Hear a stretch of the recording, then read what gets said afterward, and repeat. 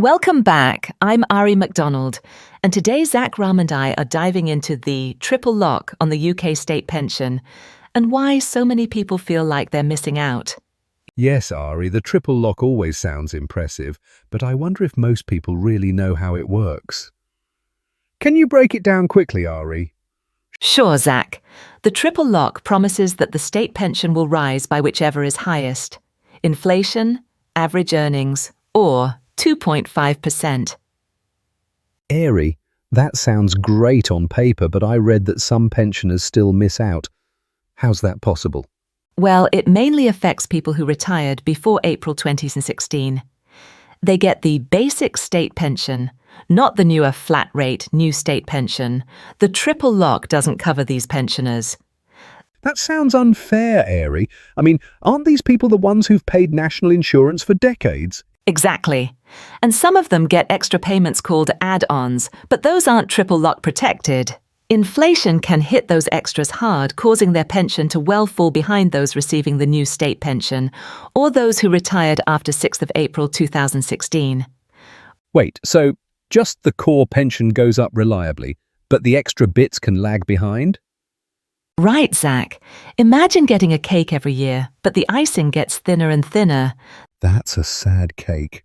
No wonder people are frustrated. Does the government ever try to fix this? There's talk, but it's tricky. Fixing it costs money and budgets are tight. Some proposals suggest extending triple lock protection to all elements, but so far, no major changes.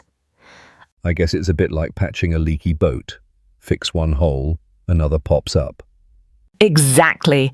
And with life expectancy rising, the system gets more strained each year. Do you think the triple lock will survive? I've heard rumours about it being scrapped. Politically, it's risky to touch. Pensioners are a big voting group, but with rising costs, future governments might have to rethink it. Interesting. And what about people who live abroad?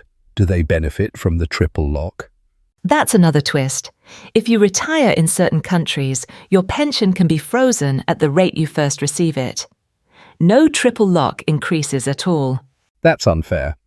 So moving to sunny Spain could mean your pension just sits still? Pretty much, unless you live in a country with a special agreement with the UK. That's a real catch. I bet some people only find out after moving. Yep, and it can have a big impact on their finances down the line. This is a great example of why it's necessary for all pensioners to clue up on pension rules and do their homework before a change in their circumstance. So, to sum up, the triple lock is generous for some, patchy for others, and non-existent for a few.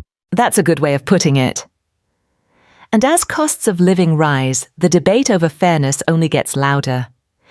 If you were in charge, would you change the triple lock? Tough question. Maybe I'd try to make it more consistent, but I'd also want it to be sustainable long-term. Hard to argue with that. Nobody wants to promise more than they can deliver. However, it's important to remember there are real people, elderly lives behind the statistics.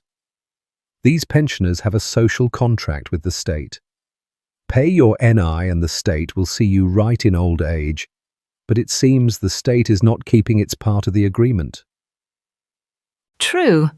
It's a balancing act between fairness, people's lives, affordability, and politics. For listeners who might be affected, what's the best thing to do? Please leave a comment and let's know what your personal sense is of this conundrum. Check your state pension forecast. You can do it online, and it spells out exactly what you'll get.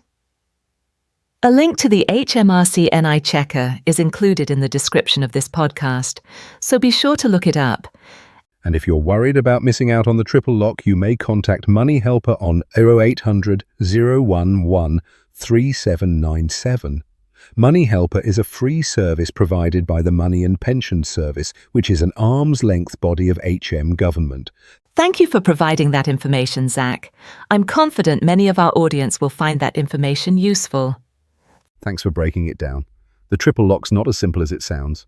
Yep, pensions rarely are. But hopefully, today's chat helped clear a few things up for our listeners. And maybe gave people some food for thought, or at least a better cake analogy. We'll call it a slice of knowledge. See you next time. Bye, everyone. Before I go, I would like to thank Yemi Agbaby, the executive producer of this series on pensions. To our listeners, keep questioning those government guarantees and social contract. If you haven't as yet subscribed, please be sure to do so to receive automatic updates on the triple lock and other pension updates.